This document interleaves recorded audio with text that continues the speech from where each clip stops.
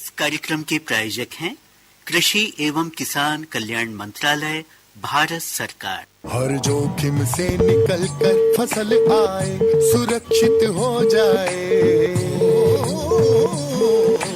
फसल बीमा से हर किसान अब आत्मनिर्भर हो जाए।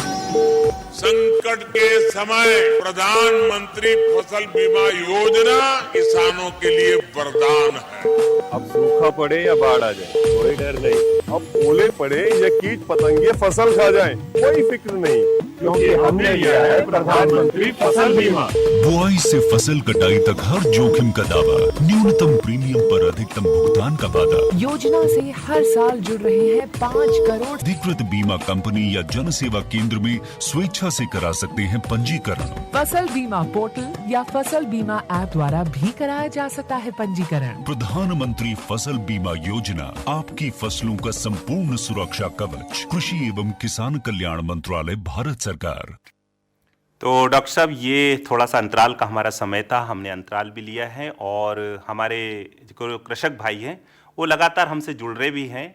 एक बार फिर हम अपना जो है फ़ोन नंबर इनको बताना चाहेंगे कि हमारा इस कार्यक्रम में जुड़ने का फ़ोन नंबर है 07141-234-722 या फिर 23-19-44 231-944। ये हमारा फ़ोन नंबर है। इस पर हमारे श्रोता जो है फ़ोन कर सकते हैं और उनकी जो भी समस्या है, जो भी रबी फसलों से संबंधित है, वो आपसे ज़रूर पूछ सकते हैं। तो इस प्रकार हमारे लगातार श्रोता इसमें जुड़ सकते हैं इस नंबर पर। और चूँकि बहुत सारे श्रोताओं के मन में ये जिज्ञासा रहती है, जैसे आपने बताया कि गेरुआ रोग जो है, गेरुआ रोग तो काफ़ी मेरे ख्याल से बैतूल ज़िले में फिलहाल अभी कहीं 2-4-10 सालों से हमें देखने को नहीं मिला है। अभी बिल्कुल ये समस्या नहीं है। समस्या सबसे बड़ी ये है कि गेहूं में जो अधिक पानी हमारे किसान भाई देते हैं उससे गेहूं में पीलापन आता है और पीलापन को देखकर किसान फिर यूरिया का उपयोग अच्छा हाँ। वास्तव में वो पीलापन फफूंद के कारण आता है, एक बीमारी के कारण आता है और उस पे जब हम यूरिया का उपयोग करते हैं तो वो हमारी फसल के लिए नुकसानदायक है। डॉक्टर साहब, जैसे मान लो किसी फसल में हमें देखने को मिल गया कि गेरुआ पत्तियों के ऊपर लाल ऐसा जम जाता है, गेरू जैसा, तो क्या उसका नियंत्रण हमारे किसान भाई कर सकते? उसका नियंत्रण है, हम उसके लिए फफूंदनाशक का उपयोग जो है स्प्रे के माध्यम से हम कर सकते हैं और उसको नियंत्रित कर सकते हैं। पर अभी समस्या क्या है कि हमारे किसानों की जो निगरानी है वो कमजोर पड़ गई है। अच्छा। तो गेरुआ अगर शुरुआत अवस्था में हम पकड़ लें कि भाई अब दिखने लगा है और उसी समय उसका नियंत्रण कर लें तो बहुत सरलता से हो जाता है। पर होता क्या है कि ये जब बहुत अधिक फैलाव हो जाता है और उस समय हम देखते हैं और उस समय हम उसको नियंत्रित करने का प्रयास करते हैं तो निश्चित रूप से हमारा नुकसान तो हो चुका होता है। कुल मिला के एक संक्रमित है, वो एक पौधे से दूसरे के पौधे के ऊपर संक्रमण के माध्यम से फैल सकता है। बिल्कुल। तो जैसा आपने बताया कि यूरिया का उपयोग और पानी की मात्रा, इसका संतुलन बना के चलना पड़ेगा। और जैसे कि कुछ किसान भाइयों ने अभी प्रश्न हमसे किया था कि गन्ने में मिश्रित खेती में गेहूं की जो फसल के बारे में ली बहुत। गेहूं क्या है, गेहूं एक ऐसी फसल है, अब देखिए आपकी गन्ना मुख्य फसल है। मुख्य फसल में आप वो भी एक हैवी फीडर है, पोषक तत्वों का। और फिर जब हम गेहूं वहां लेते हैं तो गेहूं भी हैवी फीडर है। बिल्कुल। दूसरा ये है कि जब गेहूं को पानी की आवश्यकता है और गन्ने में अगर आप लगा रहे हो तो मट्टी चढ़ाने के पहले आपका गेहूं कटना चाहिए। बिल्कुल सही बात है। अगर आप गेहूं काटने में लेट हो गए तो हमारे गन्ने को नुकसान हो जाएगा। तो जो गन्ने की मात्रा हमने पोषक तत्वों की दी है उसको गेहूं लेगा ना। तो इस प्रकार हमारे श्रोता जुड़ रहे हैं अपने इस कार्यक्रम में और आपने जिज्ञासाओं का समाधान भी किया है। बताइए, आपका नाम बताइए, कहाँ से हो आप? मैं रामदास यादव गोधना से बोल रहा हूँ सर। रामदास यादव जी गोधना से, कौन सी तहसील में आता है ये? जी गेहूं बोने में लेट हो गए हम लोग। अच्छा, आपकी तहसील ब्लॉक का नाम बताइए। चिचोली ब्लॉक है सर। अच्छा, चिचोली ब्लॉक से बोल रहे हैं। बताइए आपका क्या प्रश्न है? मेरा प्रश्न है, गेहूं की बोनी लेट हो गई है हमारी, इस साल अभी बोनी चालू है तो कौन सी प्रजाति बोए ये पूछ रहा हूं। अच्छा, आपकी बोनी लेट हो गई है तो कौन सी प्रजाति बोए, डॉक्टर साहब बताएंगे आपको। देखिए, अब आपकी बोनी अभी हुई है या करने वाले हैं आप? जी जी, बोनी चालू है। बोनी चालू है, तो आपने कौन सी प्रजाति बो रहे हैं? 303 अभी बोया है, बाकी रह गया है बोने का। हाँ, तो अब हमको अगर हम लेट होते जा रहे हैं तो जैसा मैंने पहले भी अभी बताया था कि ऐसी गेहूं की प्रजाति आपको लेना पड़ेगा जो 100 दिन में पककर तैयार होती है। तो वो प्रजाति का नाम बताइए ना सर। अभी GW 173 जो है वो हम ले सकते हैं, है ना। उसको आप वहाँ विभाग के माध्यम से इसका बीज आप ले लीजिए। जितना भी आपको आवश्यकता है उसकी बात आप विभाग में कर लीजिए, कृषि विभाग और में। चने की प्रजाति बता देना सर, चना बोना है ना। चने की बोया प्रजाति नहीं। चने की जो है RVG 204 है, RVG 202 है, ये प्रजाति आप ले लीजिए। ये तो प्रचुर मात्रा में हमारे जिले में उपलब्ध है, हमारे कृषि विज्ञान केंद्र में भी उपलब्ध है। तो ये बीज आप वहाँ और से गेहूं प्राप्त- उपलब्ध है क्या सर वहाँ कृषि नहीं, विभाग में? कृषि विज्ञान केंद्र में गेहूं उपलब्ध नहीं है, चना उपलब्ध है, तो आप वो वहाँ से प्राप्त कर सकते हैं। और गेहूं के लिए आप बीज निगम या कृषि विभाग के जो हमारे अधिकारी हैं आपके चिचोली में भी होंगे, उनसे आप संपर्क स्थापित कर लीजिए, तो गेहूं का बीज भी आपको वहाँ मिल जी, जाएगा। आपने कौन सा बताया था? 171, 173, 173 और एक 1544 बोया हमने पहले अभी। 1544 भी आपने जो बोया है वो प्रजाति बिल्कुल सही है, हमारे जिले के लिए उपयुक्त है। पर जैसे हम लेट होते जा रहे हैं, लेट होते जा रहे हैं और हमारे जिले में फरवरी माह से फिर तापक्रम बढ़ना शुरू हो जाएगा, तो हम शीघ्र पकने वाली अगर प्रजाति को चयनित करेंगे तो हमको उत्पादन मिलेगा। और अगर हम देर से पकने वाली प्रजाति को लगाएंगे तो हमारे उत्पादन पर विपरीत प्रभाव पड़ेगा। तो वो गेहूं मिल नहीं पा रहा जो आप बता रहे हैं ना, वो गेहूं मिल नहीं पाएगा। नहीं, गेहूं तो उसका उपलब्ध है, बीज इसका उपलब्ध है आपको।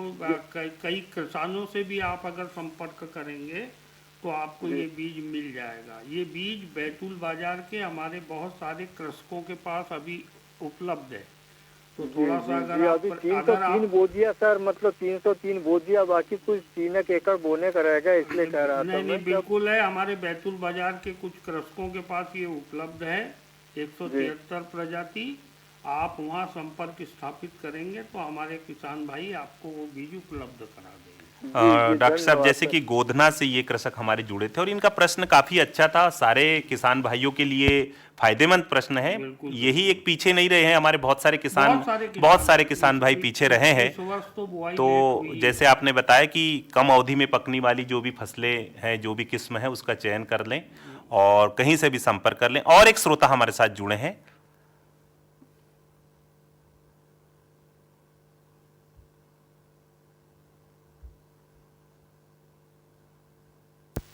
जी बताइए, आपका नाम, कहाँ से हो आप?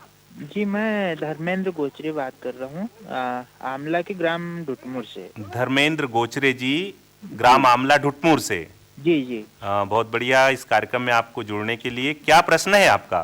जी सर, मेरा प्रश्न है कि जैसे अभी जो गन्ना खाली करके जो अपन गेहूं लगाएंगे, जैसे खोड़वे की जी जमीन जी, में, बिल्कुल बिल्कुल, तो उसमें कौन से बीज का चयन करे और उसकी कैसी देखरेख करे ताकि अच्छा उत्पादन मिल सके अपन? काफी अच्छा प्रश्न है डॉक्टर साहब। इनका भी बहुत सारे किसान भाइयों ने खोड़वे में गेहूं बोने की प्रथा एक काफी चलन में आई है। गोचरे जी, आपका खोड़वा आपका तैयार हो गया है क्या? जी सर। बुआई के लिए तैयार है? जी जी। तो अभी इसके पहले मैंने जो आपसे चर्चा की, शीघ्र पकने वाली जो, अगर आप गेहूं बो रहे हैं तो शीघ्र पकने वाली जाति लीजिए जी, और उसको ही खोड़वा तोड़ने के बाद आपको बोना है। पहले तो ये तय कर लीजिए कि गेहूं ही बोना है या कुछ और दूसरी फसल भी हम बो सकते हैं। गेहूं बोना है तो आप शीघ्र पकने वाली प्रजाति जो है GW 173, इसका बीज हमारे बैतूल बाजार के कृषकों के पास उपलब्ध है। आप वहाँ संपर्क बना लीजिए, स्थापित कर लीजिए। और अगर आपको आवश्यकता पड़ती है, कहीं आपको परेशानी आती है, तो हमारे कृषि विज्ञान केंद्र में संपर्क कर लें और कृषि विज्ञान केंद्र के माध्यम से उन कृषकों से आपको बीज उपलब्ध कराने का हम लोग प्रयास करेंगे। और एक बार वो बीज बन जाए, एक समस्या ये है कि हमारे किसान भाई बीज की जातियां प्राप्त कर लेते हैं, पर उसका बीज सुरक्षित नहीं रखते हैं। इसलिए भविष्य में फिर हमको उस बीज के लिए इधर उधर घूमना पड़ता है। तो मेरा आप लोगों को ये सुझाव है कि जो भी प्रजाति आपको मिलती है नई या हमारे लिए जो उपयुक्त प्रजाति है, उसके बीज को संचित करके रखने का भी प्रयास कीजिए, ताकि भविष्य में हम लोगों को वो बीज ढूंढना ना पड़े, है ना। तो आप प्रयास कर लीजिएगा। अगर आपको कोई समस्या आए तो मेरा नंबर है 942563 लिख लीजिए 9425637718। अगर आपको कोई प्रॉब्लम आए तो इस नंबर पर मुझसे संपर्क कीजिए। मैं आपको उस प्रजाति का बीज दिलाने का पूरी तरह प्रयास करूंगा। तो इस प्रकार गोचरे जी आपकी समस्या का समाधान भी हो गया और डॉक्टर साहब ने आपका जो नंबर था उनका मोबाइल नंबर भी आपको बता दिया है। आप जरूर संपर्क करके आपकी समस्या का समाधान कर सकते हैं। डॉक्टर साहब, एक और श्रोता हमारे साथ जुड़ रहे हैं, हम उनके भी जिज्ञासा का समाधान करेंगे। बताइए, आपका नाम बताइए, कहाँ से हो आप? हाँ बताइए, आपका नाम बताइए। सर मेरा नाम दुर्गेश बारसकर है। अच्छा, दुर्गेश बारसकर जी, कहाँ से बोल रहे हैं आप? प्रभात पट्टन से। प्रभात पट्टन से, बताइए क्या प्रश्न है? सर से मुझे ये पूछना है कि जो एनपीके खाद है, एनपीके खाद, तो वो डीएपी के अभी तक हम डीएपी डालते थे, अब एनपीके खाद डाला इस वर्ष, तो उसके क्या रिजल्ट है, क्या क्या फायदे गेहूं में? और ऐसा सुना है कि डीएपी की अपेक्षा एनपीके ज्यादा फायदेमंद है गेहूं के लिए। बिल्कुल। और सर दूसरा क्वेश्चन मेरा ये है, हेलो, हाँ बताइए बताइए, दूसरा भी क्वेश्चन बताइए। दूसरा क्वेश्चन ये है कि जहाँ मक्का बोई थी हमने, वहाँ गेहूं उतना एवरेज नहीं देता है, ऐसा सुना था। पहली बार वहाँ गेहूं बोया मक्का की जगह, तो वहाँ अच्छा एवरेज आया, उसके लिए क्या करें? बिल्कुल डॉक्टर साहब बताएंगे आपकी। बारसकर जी, पहला प्रश्न मेरा आपसे ये है कि क्या आपने अपनी मिट्टी की जांच कराई क्या? No sir. हाँ, अब मिट्टी की जांच जब हमने नहीं कराई है तो हमारी जमीन में कितने पोषक तत्व उपलब्ध हैं ये जानकारी हमारे पास है नहीं। और हम लोग सामान्य रूप से हमारे पूरे बैतूल जिले में 1 बोरी डीएपी और 2 बोरी यूरिया गेहूं में उपयोग करते हैं। ये सही है। सामान्य रूप से सभी किसान 1 बोरी डीएपी 2 बोरी यूरिया। आपका पहला प्रश्न बहुत महत्वपूर्ण है। आपने जो पूछा एनपीके, इसमें के भी है, 12, 32, 16। हाँ सर, है ना। तो इसमें पोटास भी है, इसलिए ये डीएपी से तो हमारे गेहूं के लिए उपयुक्त है ही। हाँ सर, बिल्कुल निश्चित रूप से। तो एनपीके का उपयोग अगर हम करेंगे तो डीएपी की एक जो किल्लत चलती है ना, बहुत वो कम हो प्रॉब्लम है, वो कम हो जाएगी। और एनपीके के उपयोग करने से हमारे उत्पादन कम होगा, ये धारणा आप अपने मन से निकाल दीजिए, क्योंकि उसमें पोटास है। तो पहली प्रश्न आपकी जो है, एनपीके का उपयोग करने में कोई समस्या नहीं है, आप लोग बहुत आराम से एनपीके का उपयोग कीजिए।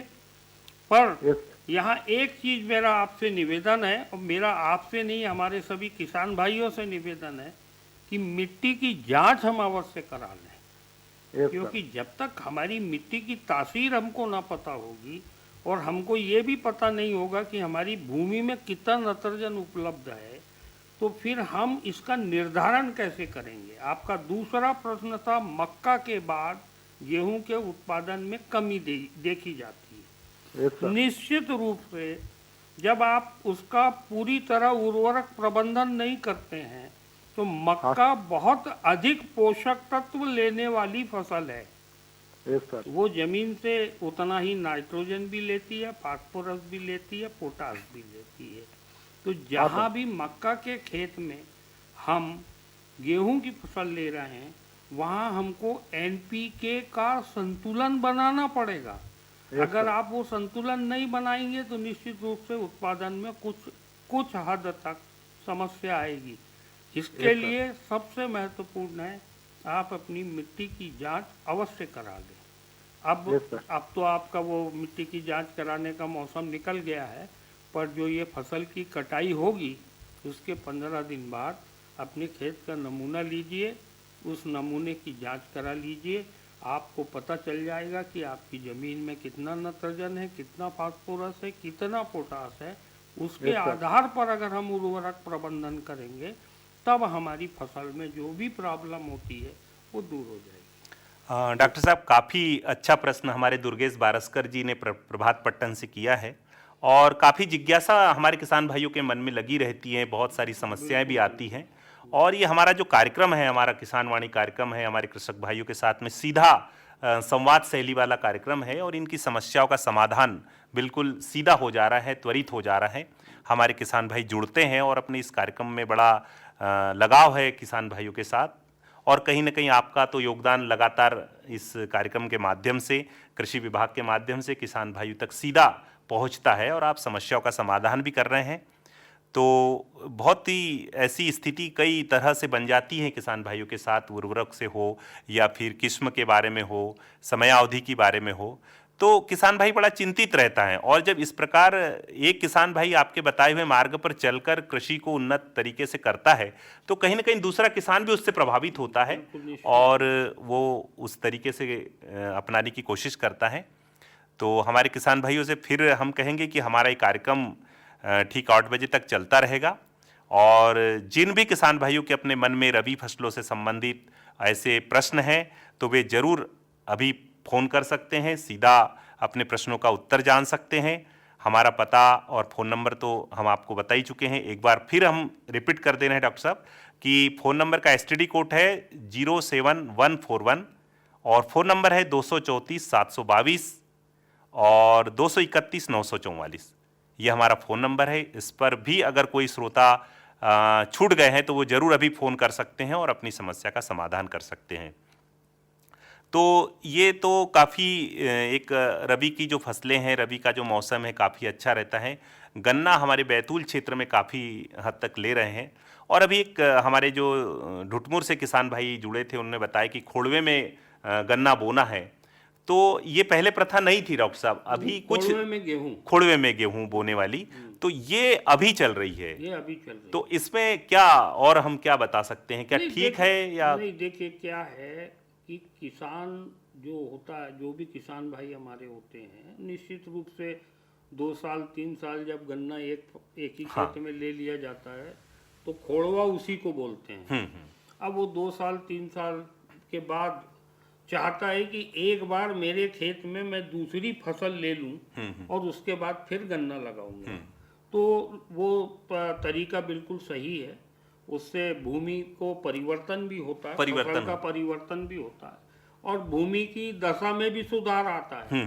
तो वो कोई गलत प्रक्रिया नहीं है, बिल्कुल सही है कि 2-3 साल में एक बार गन्ने की फसल जब 3 साल तक हम लगातार ले लेते हैं तो उसको फिर 1-8 साल थोड़ा सा रेस्ट देना चाहिए, रेस्ट कहेंगे अपन उसको।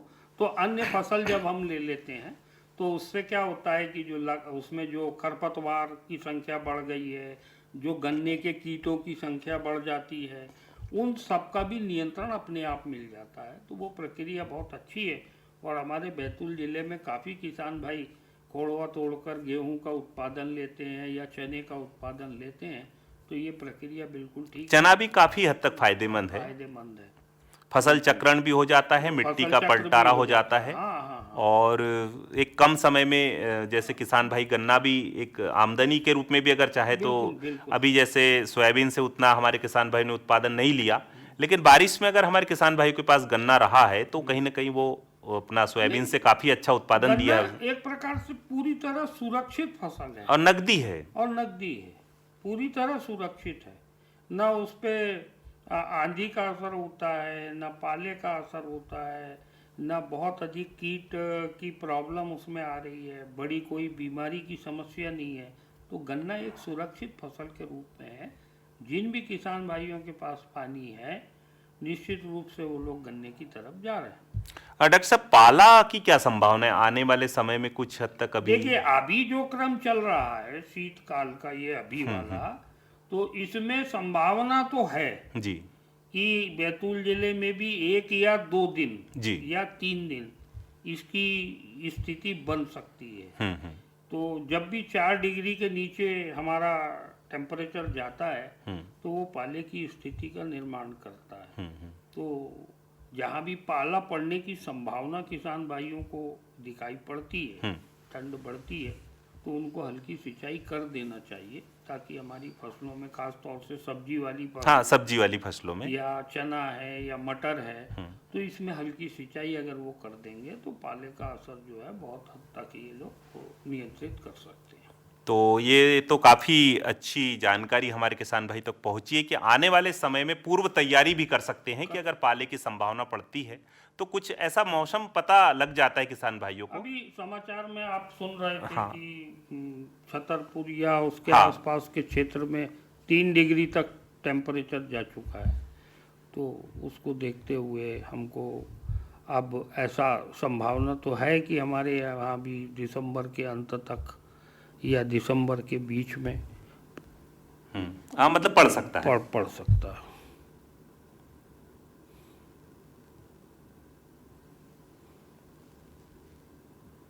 तो इस प्रकार पाले की सुरक्षा भी हमारे जो किसान भाई है वो कर सकते हैं और सिंचाई प्रबंधन भी थोड़ा सा सबसे महत्वपूर्ण कृषि में सबसे महत्वपूर्ण है सिंचाई प्रबंधन। जी। क्योंकि अधिक जल आपकी फसल को नुकसान भी पहुंचाएगा। एक कॉलर हमारे साथ जुड़ रहे हैं, श्रोता। आप बताइए, आपका नाम बताइए। जी सर, मेरा नाम सुनील गीत है। मैं रबी की फसल के बारे में जानकारी लेना चाह रहा था सर। सुनील गीत जी, कहाँ से बोल रहे हैं आप? मैं आठनेर टेमुरनी से बोल रहा हूँ सर। आठनेर टेमुरनी से गीत जी का प्रश्न है, बताइए क्या प्रश्न है आपका? सर मेरा क्वेश्चन ये है कि अभी रबी की फसल में जैसे गेहूं और चना बोया हुआ है। हाँ। तो इसमें क्या हुआ है कि गेहूं में अभी बोते समय डीएपी नहीं डाला है, तो अब उसके लिए क्या विकल्प है, क्या ऐसा कुछ जो डीएपी की पूर्ति कर सके अपन? बिल्कुल, डीएपी नहीं डाला है, ये इनका प्रश्न है। तो क्या विकल्प रूप में काम कर सकते हैं? आपने अभी जब गेहूं की बुआई की है तो उसमें क्या उर्वरक प्रबंधन किया है, पहले वो बता दीजिए। कौन सा खाद डाला है आपने अभी? सर अभी तो यूरिया डाला है पानी के साथ में, लेकिन डीएपी नहीं डाल पाया है। तो डीएपी के लिए कोई विकल्प हो तो बताइए सर। नहीं, देखिए डीएपी का विकल्प मतलब सीधा गणित है। एनपीके चाहिए गेहूं को, एन आपने दे दिया है यूरिया के माध्यम से। जी। अब हमारा फास्फोरस और जो पोटास है वो अभी हमारे फसल को उपलब्ध नहीं हो पाया है। तो एक दानेदार सुपर फास्फेट की उपलब्धता है, उसको भी हम फास्फोरस की पूर्ति करने के लिए उपयोग कर सकते हैं और पोटास का उपयोग भी हम प्रथम सिंचाई के पूर्व कर सकते हैं ताकि हमारा उर्वरक प्रबंधन, जो पोषक तत्वों का प्रबंधन है, वो पूरा हो जाए। यहाँ केवल डीएपी में केवल एन और पी होता है और यूरिया में एन होता है और पोटास अलग, जो पोटास के रूप में आप लोग जानते होंगे, तो पोटास अलग आता है। और जो एनपीके आता है 12-32-16 या दूसरे 20-20-0 और इस प्रकार से जो भी उर्वरक आपको मिलते हैं उनमें ये तीनों तत्व होते हैं। गेहूं को 3 तत्व की आवश्यकता है। यूरिया के माध्यम से आपने नाइट्रोजन दे चुके हैं, आपको फास्फोरस और पोटास की पूर्ति करना है। तो जो दानेदार सुपर फास्फेट आ रहा है उसका उपयोग और पोटास का उपयोग आप प्रथम सिंचाई के पूर्व कर सकते हैं। जी। तो सुनील गीत जी, आपकी समस्या का समाधान डॉक्टर साहब ने बताया है। जरूर आप उसी के अनुसार अगर आप करते हैं तो आपको ज़रूर फ़ायदा होगा। तो डॉक्टर साहब, जैसे कि ये हमारा सजीव फोन इन कार्यक्रम है, प्रत्येक माह के दूसरे गुरुवार के दिन हम संचालित करते हैं और विषय विशेषज्ञ को बुला करके हम अपनी जिज्ञासाओं का समाधान करते हैं। तो इस प्रकार ये हमारा जो कार्यक्रम है हर माह के गुरुवार द्वितीय होता है। और जैसे कि अभी रबी फसलों में हमने बातचीत की, आने वाले माह में हम और भी कोई विषय लेकर के हमारे किसान भाइयों के साथ जुड़ेंगे और उनकी समस्याओं का समाधान करेंगे। अब धीरे धीरे हमारा जो समय है वो भी समाप्ति की ओर है और जैसा कि बहुत सारे कॉलर हमारे साथ जुड़े, उन्होंने अपनी समस्या का समाधान पूछा और हमने बताया, कोशिश करी। तो ज़रूर वे इस प्रकार जुड़ करके, और जैसा कि आपने फ़ोन नंबर भी बताया है, व्यक्तिगत रूप से भी आपसे वो फ़ोन पर बात करके और अपनी समस्या का समाधान कर सकते हैं। बिल्कुल कर सकते हैं। और ये कार्यक्रम हमारा जैसे अपने कार्यक्रम किसानवाणी के माध्यम से प्रतिदिन भी संचालित होता है, उसमें भी हम अपने विषय विशेषज्ञों की बातचीत किसान भाई तक पहुंचाते हैं, रूबरू उनसे करवाते हैं। तो इस प्रकार अब हमारा जो यह कार्यक्रम है ये समाप्ति की ओर भी है, और जैसा कि इस कार्यक्रम को हमें सफल बनाने में और आप तक पहुंचाने में तकनीकी सहयोग मिला श्री संजय गुजरे जी और श्री जी.के. चौहान जी का, इनका भी हम आभार व्यक्त करते हैं। और डॉक्टर साहब, आपका भी हम आभार व्यक्त करते हैं कि आपने अपना अमूल्य समय निकालकर हमारे किसान भाइयों के साथ जुड़े और उनकी समस्याओं का समाधान किया। तो अब समाप्ति की ओर हैं और लेते अपने किसान भाइयों से विदा। जय राम जी। जय राम जी। अरे क्या कर रहा है? इधर इधर इधर, हम बोल रहे हैं तेरे बीजू का।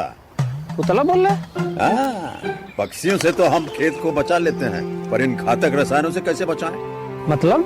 देख बेटा, तू जो ये अंधाधुंध रसायन मिलाता है ना, मिट्टी की सेहत बिगड़ने लगी है, और जब माटी ही कमजोर पड़ जाएगी तो उपज कैसे सेहतमंद होगी? अरे पहले ऐसा नहीं था, पूछना अपने बड़े बुजुर्गों से, कैसे फसल लहलहाती थी, शुद्धता झलकती थी। हाँ, माटी भी तंदुरुस्त और लोग भी। अरे पहली वाली बात कहाँ? पर अब तो सब यही डाले हैं। सब नहीं, आज भी लाखों जागरूक किसान परंपरागत विधि से फसल उगा रहे हैं, खर्चा कम और उपज की कीमत भी बेहतर पा रहे हैं। सच है? रे बेटे, एक्सपीरियंस से बता रहे हैं, धूप में बाल सफेद नहीं किए हैं। हाँ। ठीक है भाई, मैं भी आज से जैविक खेती शुरू करूंगा। माटी से प्रेम की परंपरा है परंपरागत खेती। इस कार्यक्रम के प्रायोजक थे कृषि एवं किसान कल्याण मंत्रालय, भारत सरकार।